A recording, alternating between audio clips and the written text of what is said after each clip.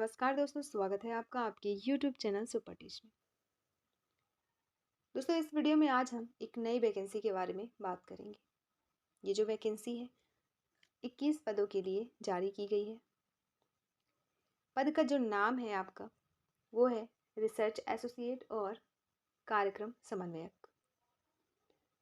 ये जो भर्ती की जा रही है वो मुख्यमंत्री यंग प्रोफेशनल्स डेवलपमेंट प्रोग्राम के तहत की जा रही है। आगे इस वीडियो में हम देखेंगे ये जो प्रोग्राम है ये है क्या, इसका उद्देश्य क्या है, वो सारी जानकारी इस प्रोग्राम से रिलेटेड। इसके अलावा आप अभ्यर्थी हैं, आपको आवेदन अगर करना है तो आपकी शैक्षणिक योग्यता क्या मांगी गई है, आयु सीमा क्या निर्धारित की गई है, और एग्ज़ाम जो है उसकी प्रक्रिया क्या होने वाली है, लिखित परीक्षा होगा नहीं होगा या फिर केवल इंटरव्यू होगा। इसके अलावा शैक्षणिक योग्यता ही मांगी गई है या फिर अनुभव भी मांगा गया है, और अनुभव मांगा गया है तो उसके कितने नंबर दिए जाएंगे, फिर आपका सैलरी क्या रहने वाली है, आवेदन की प्रारंभिक तिथि और अंतिम तिथि क्या है। तो तमाम जानकारी इस वीडियो में हम एक एक करके देखने वाले हैं। तो चलिए शुरू करते हैं। सबसे पहले इसका उद्देश्य क्या है इस प्रोग्राम का।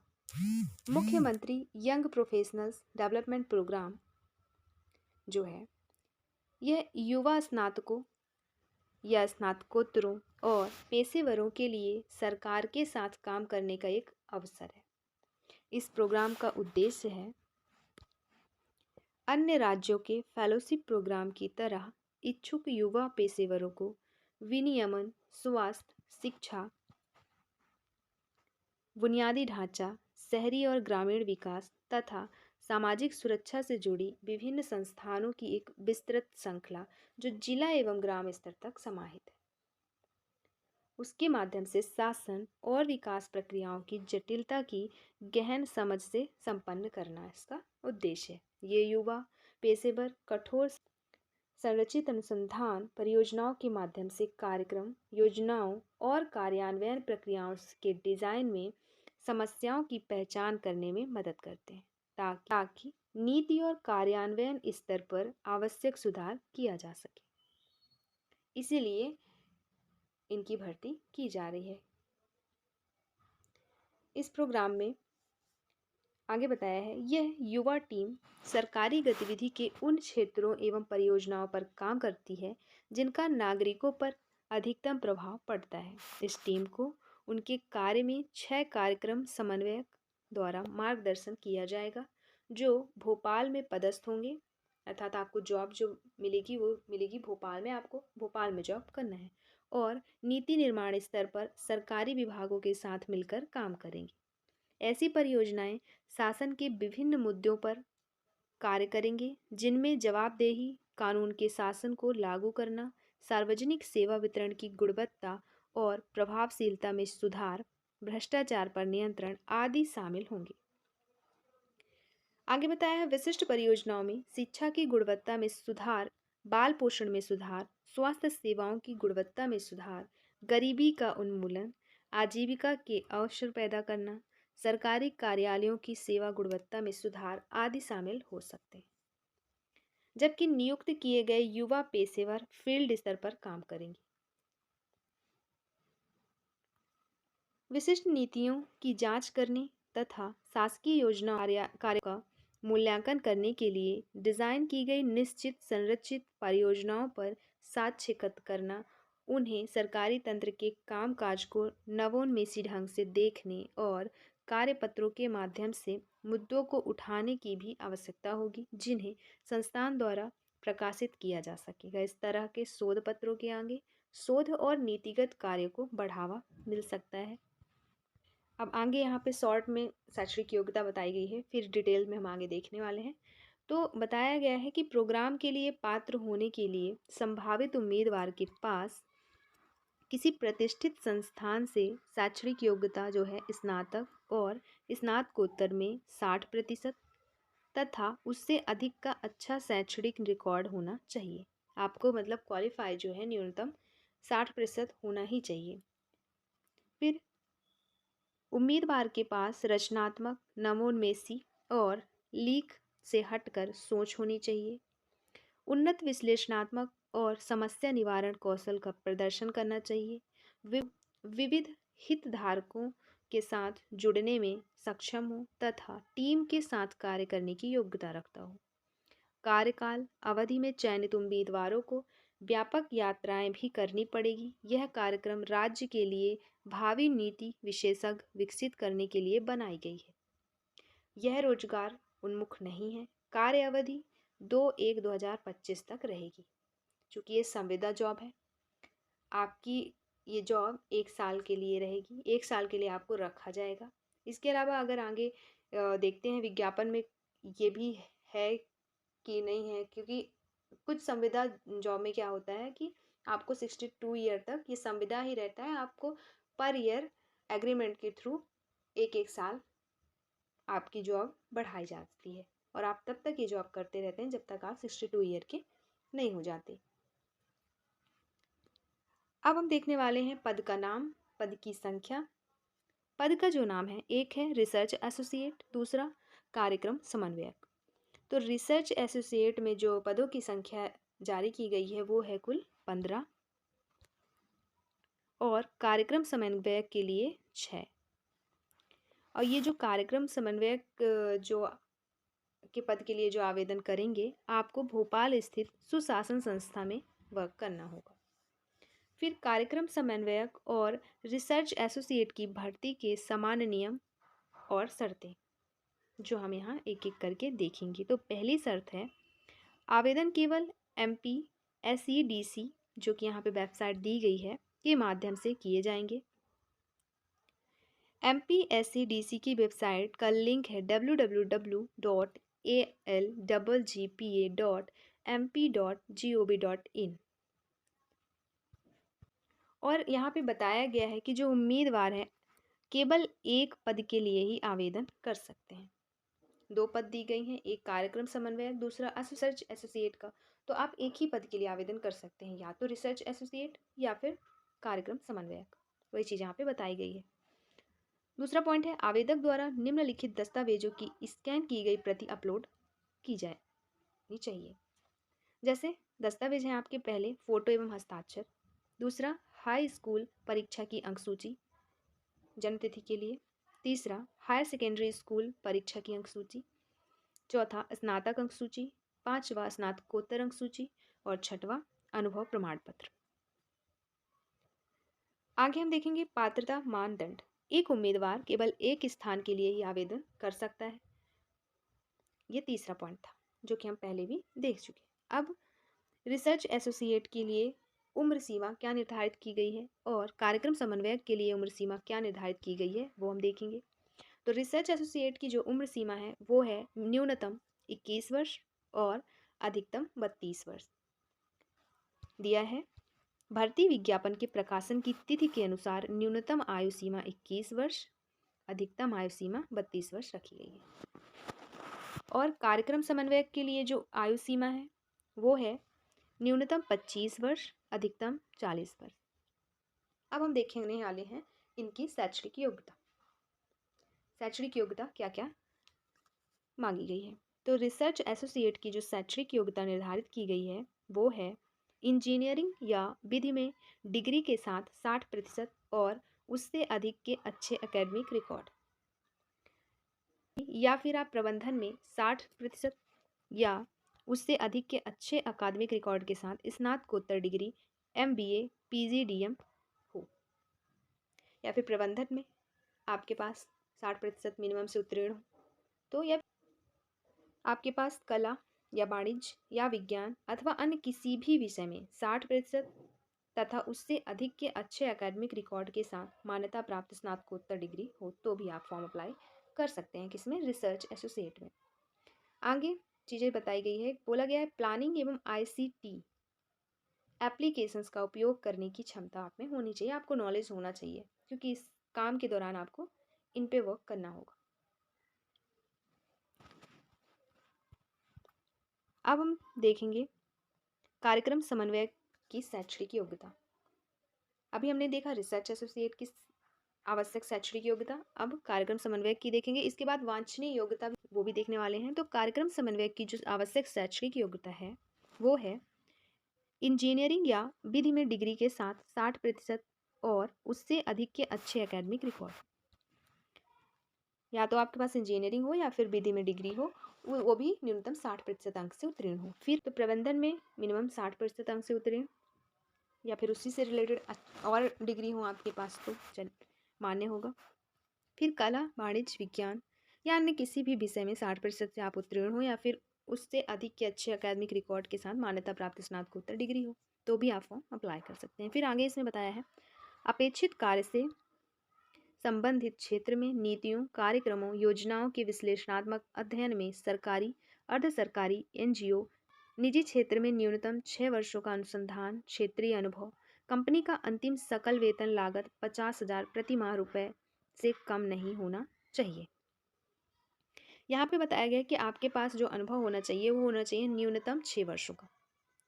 अनुभव जो होना चाहिए वो आपका सरकारी भी मान्य होगा, अर्ध सरकारी भी, एनजीओ भी और निजी क्षेत्र, मतलब आप कहीं भी 6 साल काम किए हैं तो आप फॉर्म अप्लाई कर सकते हैं। फिर आईसीटी एप्लीकेशन का उपयोग करने की क्षमता आपको इसमें भी आना चाहिए। अगर आप इस पोस्ट पे अप्लाई कर रहे हैं तो आपको आईसीटी एप्लीकेशंस का उपयोग करते आना चाहिए। वांछनीय योग्यता देखेंगे हम वांछनीय योग्यता देखेंगे हम रिसर्च एसोसिएट की, जिसमें कहा गया है उम्मीदवारों को कंप्यूटर अनुप्रयोग में उन्नत विश्लेषणात्मक कौशल दक्षता, अंग्रेजी में उत्कृष्ट संचार कौशल और हिंदी का कार्य साधक ज्ञान प्रदर्शित करना होगा। केंद्र सरकार, राज्य सरकार के पीएसयू, एनजीओ, निजी क्षेत्र के साथ प्रासंगिक कार्य अनुभव और सरकार अंतर्राष्ट्रीय संगठनों जैसे यूएनडीपी, यूनिसेफ, यूनेस्को, विश्व बैंक आदि की महत्वपूर्ण परियोजनाओं और योजनाओं से परिचित होना चाहिए। क्षेत्रों का आपको ज्ञान होना चाहिए। कुछ योजनाएं हैं, कुछ सरकारी संगठनों के बारे में।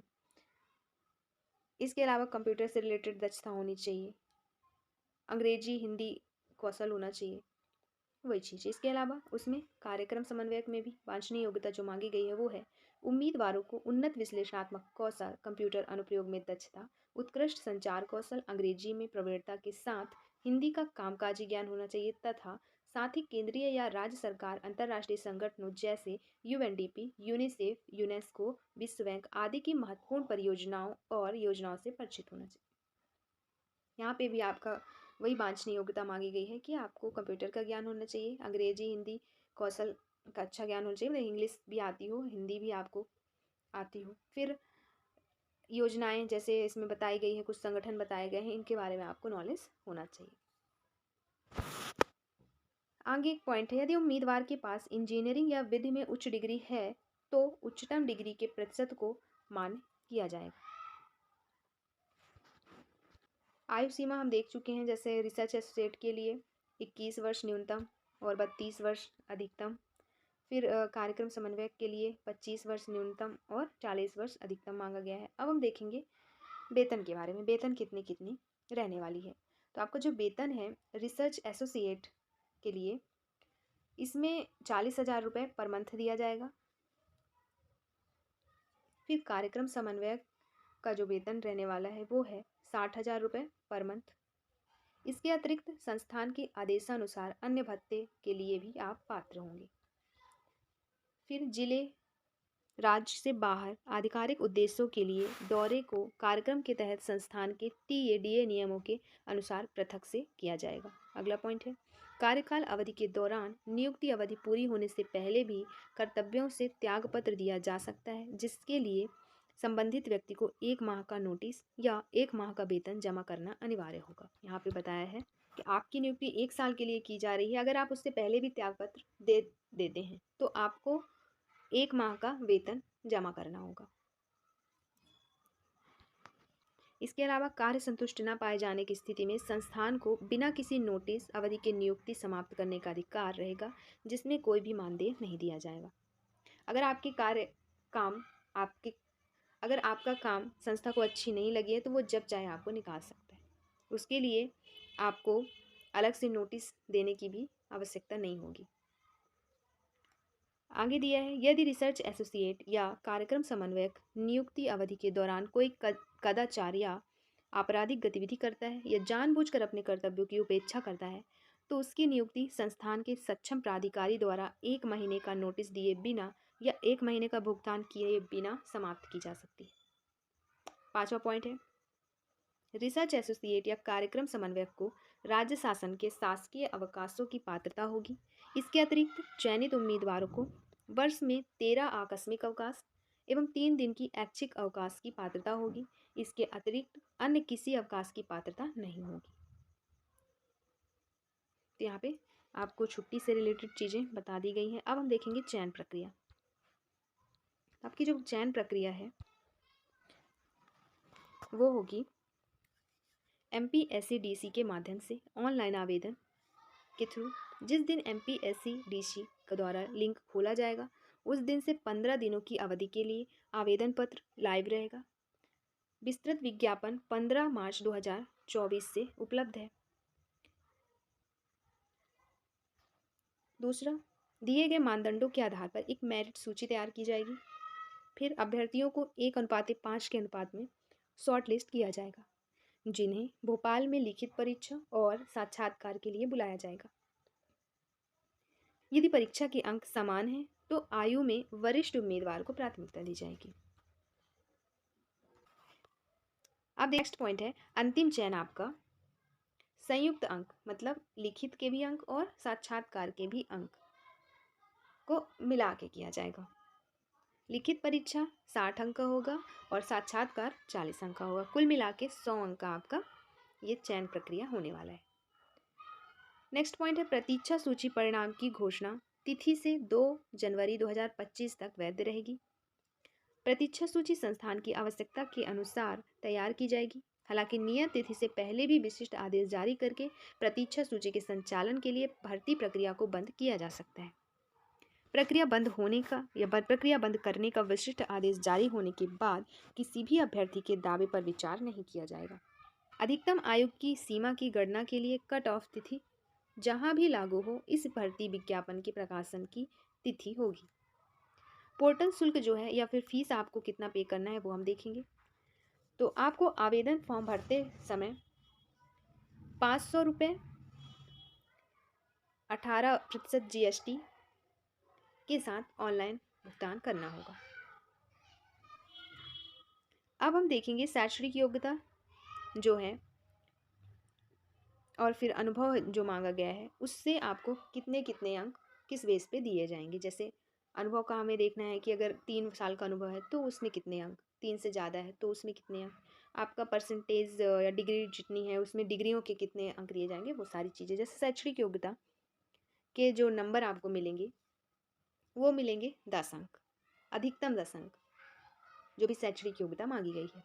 जैसे रिसर्च एसोसिएट पद के लिए मांगी गई है आपका इंजीनियरिंग या विधि या पोस्ट ग्रेजुएट डिग्री में आवेदक द्वारा प्राप्त कुल प्रतिशत का 10%। तो ये जो डिग्रियां मांगी गई हैं इनको कुल मिला के आपको इसका 10 नंबर दिया जाएगा। फिर कार्यक्रम समन्वयक के लिए भी 10 नंबर दिया जाएगा। अब देख लेते हैं अनुभव के लिए कितने कितने नंबर देने वाले हैं। तो अनुभव जैसे सरकारी संगठनों, प्रतिष्ठित NGO, निजी संगठनों में प्रासंगिक कार्य अनुभव केवल पूर्णकालिक कार्य ही अनुभव के रूप में माना जाएगा। तो इसके 20 नंबर अधिकतम दिए जाएंगे। जैसे अगर आपने 1 साल का अनुभव लगाया है तो उसके 5 अंक मिलेंगे। 3 साल का अनुभव लगाया है तो 10 अंक मिलेंगे।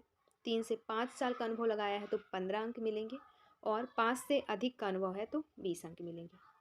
अब फिर 5 से अधिक आपने 10 साल किया है, 15 साल किया है, फिर चाहे कितना भी ज़्यादा का भी अनुभव है तो वो 20 से ज़्यादा नंबर आपको नहीं दिए जाएंगे। ऐसे ही कार्यक्रम समन्वयक में आपके पास मिनिमम 6 साल से 7 साल का अनुभव है तो 5 अंक दिए जाएंगे। फिर 7 से 9 वर्ष का अनुभव है तो 10 अंक दिए जाएंगे। फिर 9 से 11 वर्ष का अनुभव है तो 15 अंक दिए जाएंगे और फिर 11 वर्ष से अधिक है तो 20 अंक दिए जाएंगे। तो ये रहे डिग्रियों के अंक और अनुभव के अंक जो आपको मिलेंगे। इसके अलावा थर्ड पॉइंट दिया है प्रतिष्ठित संस्थानों से डिग्री होने पर 10 अंक दिए जाएंगे आपको रिसर्च एसोसिएट में भी, और 10 अंक दिए जाएंगे अगर आप कार्यक्रम समन्वयक के लिए भरते हैं तो। फिर राष्ट्रीय अंतर्राष्ट्रीय प्रतिष्ठित जर्नल में प्रकाशित शोध कार्य या लेख के लिए आपको अगर एक आर्टिकल है तो 1 अंक, 2 आर्टिकल 2 अंक, 3 आर्टिकल 3 अंक, 4 आर्टिकल 4 अंक और 4 से अधिक आर्टिकल पे 10 अंक दिया जाएगा। अधिकतम यहाँ पे 10 अंक दिए जाएंगे। ऐसे ही कार्यक्रम समन्वय के लिए 1 आर्टिकल पे 1 अंक, 2 आर्टिकल पे 2 अंक, 3 आर्टिकल पे 3 अंक, 4 आर्टिकल पे 4 अंक और 4 से अधिक आर्टिकल पे 10 अंक दिए जाएंगे। कुल मिला के आपका जो अंक दिए जाएंगे 50 अंक मिलेंगे, जिसमें से 10 अंक आपके डिग्री के, 20 अंक आपके अधिकतम अंकों की बात कर रही हूँ, अधिकतम आपको 50 अंक मिलेंगे। तो 10 आपके डिग्री के अधिकतम, 20 आपके कार्य अनुभव के अधिकतम अंक, फिर 10 आप अगर प्रतिष्ठित संस्थानों से डिग्री की हैं तो उसके अंक, फिर 10 आपका आर्टिकल से, राष्ट्रीय अंतर्राष्ट्रीय प्रतिष्ठित जर्नल में प्रकाशित शोध कार्य लेख से। कुल मिला के 50 अंक दिए जाएंगे अधिकतम। दोस्तों आप आवेदन कैसे करेंगे? आवेदन इच्छुक उम्मीदवार MPSCDC पोर्टल के माध्यम से ऑनलाइन आवेदन जमा करके इस कार्यक्रम में भाग लेने के लिए अपनी सूची प्रस्तुत कर सकते हैं, जिनका लिंक संस्थान की वेबसाइट पर दिया गया है। किसी भी अन्य माध्यम से कोई भी आवेदन स्वीकार नहीं किए जाएंगे। तो आपको आवेदन करना है, आपके लिए MPSCDC पोर्टल पे जाके आप आवेदन कर सकते हैं। फिर आपको जो काम करना होगा उसके बारे में बताया गया है कि प्रत्येक चयनित रिसर्च एसोसिएट को एक जिले में पदस्थ किया जाएगा और वह एक कार्यक्रम समन्वयक और संस्थान के समग्र मार्गदर्शन और पर्यवेक्षण के तहत काम करेगा। चयनित कार्यक्रम समन्वयक संस्थान के माध्यम से और पर्यवेक्षण के तहत AIGGPA भोपाल से कार्य करेंगी। चयनित अभ्यर्थियों को रैंडम लॉटरी सिस्टम से जिले आवंटित किए जाएंगे। आपको जिले जब आवंटित किए जाएंगे, दिया जाएगा तो लॉटरी सिस्टम के थ्रू दिया जाएगा। फिर सैलरी हम देख ही चुके हैं। न्यूनतम सैलरी आपका रिसर्च एसोसिएट की 40,000 है और कार्यक्रम समन्वयक की 60,000। इसके अलावा आपको 15% की दर से मकान किराया भत्ते की भी देय होंगे। फिर कार्यक्रम के दौरान छुट्टी की चीज़ें हमने भी देखी कि छुट्टी 13 दिन के लिए आकस्मिक अवकाश आपको दिया जाएगा, 3 दिन का ऐच्छिक अवकाश। फिर 1 साल का ये जॉब रहेगा, 1 साल के लिए आपकी भर्ती की जा रही है। भाषा कौशल आपको हिंदी इंग्लिश दोनों भाषा आनी चाहिए। अंग्रेजी भाषा का भी अच्छा ज्ञान होना चाहिए और हिंदी बोलने और पढ़ने का कार्य साधक ज्ञान भी होना चाहिए। फिर भर्ती प्रक्रिया की बात करें तो 2 चरण में बताया गया है, आपका एक लिखित और दूसरा साक्षात्कार।